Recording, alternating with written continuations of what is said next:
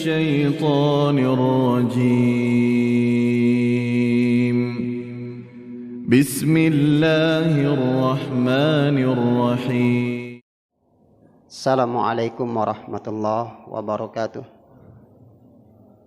Alhamdulillahillazi arsala rasulahu bil huda wa dinil haq liyuzhiru ala dini kullih wa kafa billahi syahida. Asyhadu an la ilaha illallah wa asyhadu anna Muhammadan abduhu wa rasuluh la nabiyya ba'dah. Qala Allah ta'ala fil Qur'anil Karim, a'udzu billahi minasy syaithanir rajim. Bismillahirrahmanirrahim.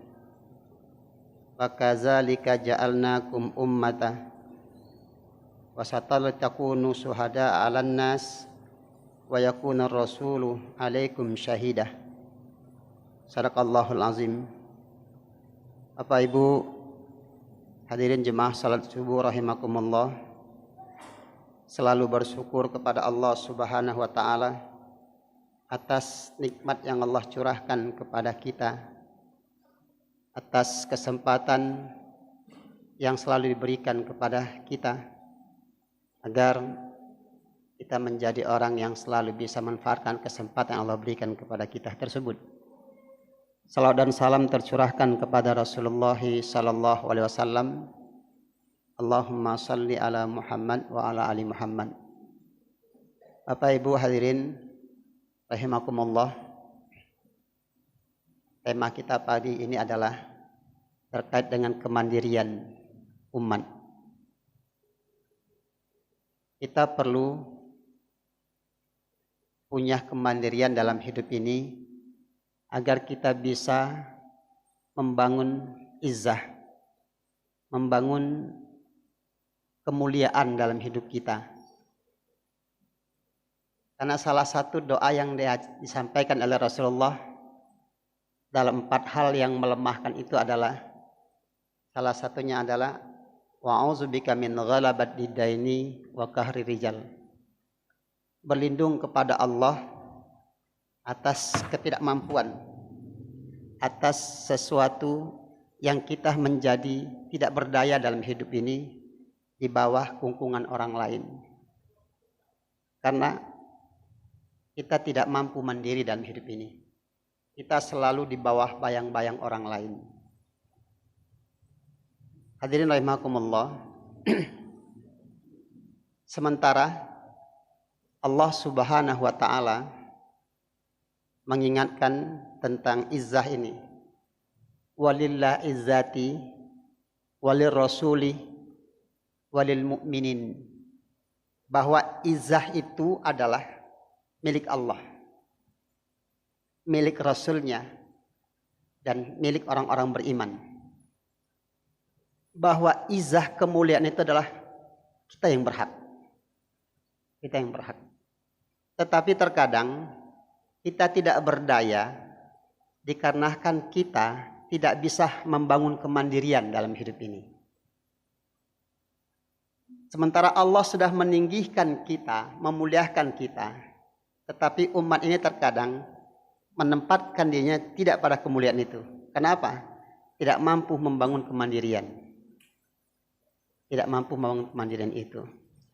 Oleh karena itu, hadirin rahimakumullah, umat ini perlu mandiri. Artinya, umat ini perlu membangun dirinya untuk tidak tergantung kepada orang lain.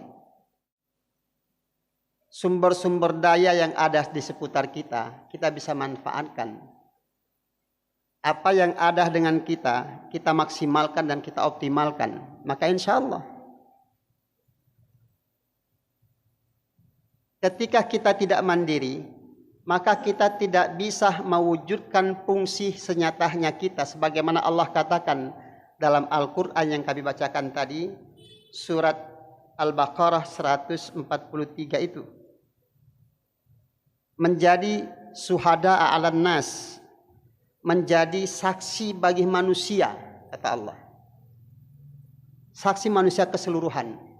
Menjadi umat yang terkemuka, yang menjadi saksi bagi umat yang lainnya. apakah di kehidupan ini maupun di kehidupan yaumul qiyamah nanti. Sekaligus bahwa Rasulullah Sallallahu Alaihi Wasallam akan menjadi saksi atas perbuatan yang kita lakukan itu. Begitu. Ketika kita tidak mampu mewujudkan itu, maka kita tidak akan bisa menjadi apa yang disampaikan oleh Allah, apa yang dikehendaki oleh Allah sebagai orang-orang umat yang terkemuka itu, yang fungsinya nanti menjadi saksi atas semua manusia. Lalu kemudian umat ini tidak akan mampu menjadi ustazitul alam, menjadi pemimpin peradaban di kehidupan ini, karena tidak mandiri itu. Sementara umat ini 700 tahun lebih menjadi pemimpin peradaban. Oleh karena itu terkadang jemaah rahimakumullah, saya kurang tertarik ketika membicarakan sekarang adalah masa akhir zaman. Karena apa? Akhir zaman itu lama. Karena kita masih ada satu fase kepemimpinan yang belum kita lalui. Rasul mengatakan dalam hadisnya bahwa kepemimpinan umat ini ada fase-fasenya. Fase pertama adalah fase di mana kepemimpinan Rasul di situ. Nabi ada di situ. Lalu fase kedua, dalam hadis dikatakan bahwa fase-fase kepemimpinan para khulafa rasyidin, pemimpin yang mencontoh kepada Rasulullah SAW. Fase yang ketiga ada fase kepemimpinan yang berdasarkan keturunan. Maka di situ ada fase Bani Umayyah, Bani Abbasiyah, Mamluk, fase Utsmaniyah. Setelah jatuh itu dengan tahun yang Allah tetapkan, yang Allah kehendaki, lalu masuk fase adalah fase kepemimpinan yang zalim. Setelah berakhirnya fase kepemimpinan Utsmaniyah itu, maka masuklah pada fase kepemimpinan yang keempat itu. Kita masuk fase kelima, kita belum sampai ke sana. Kembali kepada fase kepemimpinan yang berdasarkan yang bersumber kepada Rasulullah SAW, kata Rasulullah. Ketika fase itu belum sampai, maka kita akan bicara tentang akhir zaman itu. Karena kita belum sampai pada fase itu. Umat belum lagi sampai kepada fase menjadi ustazitul alam kembali, menjadi pemimpin peradaban kehidupan ini. Di samping di mana banyak hadis-hadis yang menjelaskan tentang bahwa akhir zaman itu akhir di mana manusia tidak ada lagi yang baik. Itu. Orang yang berada pada fase itu, pada waktu di mana menjelang kiamat itu ada seburuk-buruknya manusia ketika itu. Kenapa? Tidak ada satu pun lagi orang baik yang hidup ketika itu. Banyak hadis yang menjelaskan itu. Sampai kalaupun ada satu orang yang baik, kata Rasul dalam hadisnya dijelaskan, kalau ada satu orang yang baik saja, maka dimanapun dia berada, walaupun di atas gunung, dalam gua, maka akan ada angin dingin yang mengikutinya hingga mematikan orang tersebut. Ketika masih ada orang yang bisa menyebut nama Allah, 50 tahun lagi Allah tunda kiamat itu. Kita dibuai dengan akhir zaman karena kita tidak diinginkan menjadi orang-orang yang kembali bangkit dalam kehidupan ini. Hadirin jemaah rahimakumullah, menjadi pemimpin peradaban itu adalah satu hal di mana diperlukan kemandirian itu. Ya. Selain sebagai syuhada 'alan nas, menjadi saksi bagi manusia, lalu menjadi pemimpin peradaban. Bapak Ibu yang dimuliakan oleh Allah Subhanahu wa taala, ada beberapa hal kita harus bisa ketika kita menginginkan terwujudnya menjadi pemimpin peradaban itu, terwujudnya kemandirian umat itu. Yang pertama adalah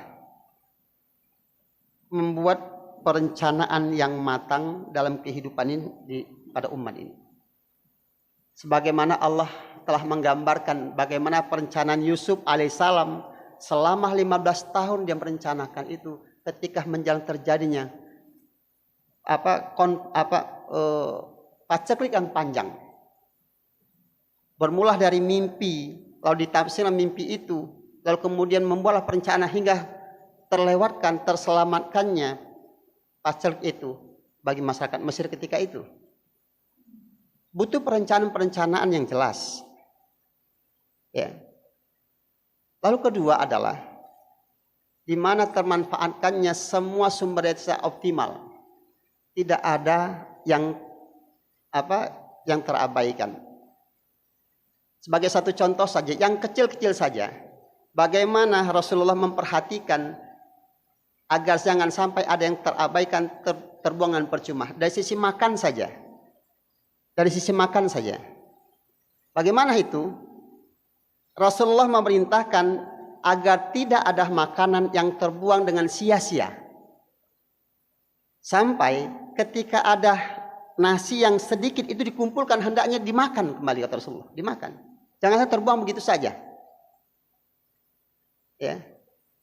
Mungkin itu juga salah satu hikmah orang tua kita dulu mengatakan ketika ada nasi yang terbuang menangis dia.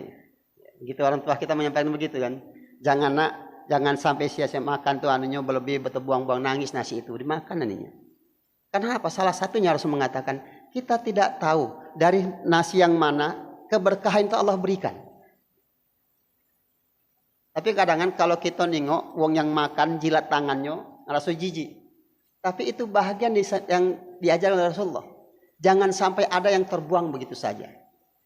Satu waktu Rasulullah berjalan di sebuah tempat, ya, di sebuah tempat. Lalu kemudian Rasul menemui seekor bangkai kambing yang mati. Lalu Rasul mengatakan, kenapa tidak kalian manfaatkan ini? Kenapa? Bukankah kalian bisa samak, ambil kulit kalian samak? Yang diharamkan adalah memakan bangkai itu. Memakan bangkainya haram, tetapi menyamak kulitnya, dimanfaatkan kulitnya itu bisa. Sebegitu Rasulullah mengajarkan bagaimana bisa memanfaatkan apa yang ada. Di sisi lain, Rasulullah mengatakan tentang bagaimana lahan-lahan yang ada dimanfaatkan. Rasul mengatakan manfaatkan lahan kalian. Kalau tidak bisa manfaatkan, maka berikan orang lain untuk bisa memanfaatkannya. Berikan. Rasulullah itu pernah menyerahkan mengelola tanah di Khaybar dengan orang Yahudi dengan sistem baginya paruan hasilnya. Bahkan Umar bin Abdul Aziz memerintahkan tentang bagaimana lahan itu dimanfaatkan, bisa diambil hasilnya dengan pola apakah kalian mendapat separuhnya, apakah sepertiganya, apakah seperempatnya, apakah sepersepuluhnya, kata Umar bin Abdul Aziz. Dimanfaatkan sehingga lahan itu tidak rusak tinggal begitu saja. Kita terlalu sering meninggalkan aset-aset kita yang tidak termanfaatkan. Bisa dimanfaatkan. Hadirin rahimakumullah, saya itu di belakang rumah ada tanah semeter kali semeter ditanamin kangkung. Itu selama beberapa bulan itu kangkung tidak beli lagi. Jadi harus semeter kali semeter tanam kangkung, lalu semeter kali semeter tanamin bayam gitu. Tidak beli. Lalu ada yang dimasukin polybag, tanamin cung, cabai, bisa dimanfaatkan. Masalahnya adalah mau atau tidak saja, kan begitu. Lalu kemudian jemaah salat subuh rahimakumullah adalah bagaimana memaksimalkan sumber daya manusia yang ada. Allah Subhanahu wa taala melarang betul ketika bagaimana akan berangkat perang. Allah mengatakan bahwa jangan semuanya berangkat pergi berperang, tapi ada yang tinggal. Lalu yang tinggal itu memperdalam ilmu agamanya, memperdalam ilmu keilmuannya. Jadi ada kita masuk kepada penempatan orang-orang yang masing-masing punya kelebihannya masing-masing. Kan begitu. Tidak semua berangkat berperang, tapi ada yang tinggal itu memperdalami keilmuan. Demikian juga ketika kita membahas agama, tidak selalu membahas tentang bagaimana hadis, bagaimana fikih, tapi bagaimana sistem bermasyarakat kita, sistem berpolitik kita, sistem berekonomi kita. Itu kadang ketika bicara ekonomi selesai dengan bank syariah. Tapi ekonomi itu luas. Bagaimana saling berinteraksi, bermuamalah sesama kita, cara, sikap. Tidak selesai. Ada orang mengatakan bahwa yang membedakan antara bank konvensional dan bank syariah adalah akad. Tapi tidak selesai di akad. Yang membedakan itu akad. Akad itu adalah salah satu dimensinya, tetapi masih ada yang lainnya. Ya, masih ada yang lainnya. Oleh karena itu, kita perlu terus memperdalami, terus mempelajari hal-hal yang dimana masing-masing kita menempatkan orang-orang dan tentang pengetahuan tertentu. Ada yang di kedokteran, ya, ada yang di ekonomi, ada yang di hukum segala macamnya. Agar apa? Terbangun kemandirian itu. Terbangun kemandirian itu termasuk adalah bagaimana kita bisa memproduksi kebutuhan kita yang kecil-kecil saja. Dulu di Malaysia itu ada namanya Arkom. Arkom itu sudah bisa menghasilkan kebutuhan harian masyarakat. Ya. Sabun, odol, ya, minyak segala macam. Kalau bisa begitu, kita tidak lagi terpaku, tidak lagi terbatas dengan orang lain gitu, tergantung orang lain. Contoh kecil-kecil baik, ketika minyak goreng dimainkan sudah kelabakan gitu. Andaikan bisa ada orang yang bisa mempelajari bagaimana mengelola sawit itu menjadi minyak biasa, itu kita lebih terjaga. Orang-orang kampung itu tidak terpengaruh dengan ketika minyak goreng itu menjadi gejolak. Kenapa? Orang-orang kampung sudah biasa buat minyak dari minyak kelapa. Ya kan? Kita tinggali sekarang. Kenapa tidak kita lakukan? Ya bukan yang rebus, Pak. Yang mana kata minyak goreng rebus, Pak. Nah, yang jual gorengan yang mana? Pacak jual rebusan. Kan begitu. Ada teman di Facebook mengatakan, "Ustaz, aku ini ada sawit yang setiap bulannya saya infakkan hasilnya, hasil kesawitnya itu untuk kepentingan." Saya katakan, andaikan ini bisa kita manfaatkan, bisa kita kelola menjadi minyak, ya secara kecil-kecilan, maka kita akan bisa terlepas itu. Tidak terpengaruh kita kan. Bapak Ibu yang dimuliakan oleh Allah SWT, ini sebagai sebuah renungan kembali bagi kita. Bagaimana kita perlu membangun kemandirian. Membangun kemandirian termasuk dalam kemandirian ekonomi, hal yang paling dibutuhkan itu. Sehingga kita tidak lagi berada di dalam bayang-bayang orang lain, menjadi orang yang selalu terkadang ditakut-takutin. Ya. Itu yang dikata Rasulullah itu. Ma'udzubika min ghalabati daini wa qahri rijal. Kita mandiri. Jangan sampai dikit kita tidak pasti berkata apa-apa. Kenapa? Kita di bawah tekanan orang lain. Kita malah di bawah tekanan uang, banyak utang budi dengan uang, tergantung dengan uang, kita tidak bisa bicara apapun. Kita tidak bisa berbuat apapun. Gitu. Tapi kalau kita bangun kemandirian, uang nak ngapain, kita jalan terus. Kan gitu.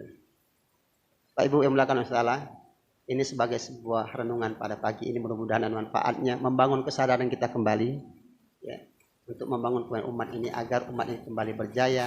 Sebagaimana Rasul mengatakan, kita menjadi syuhada 'alan nas, menjadi saksi bagi manusia yang lainnya, termasuk sampai yaumil kiamah nanti.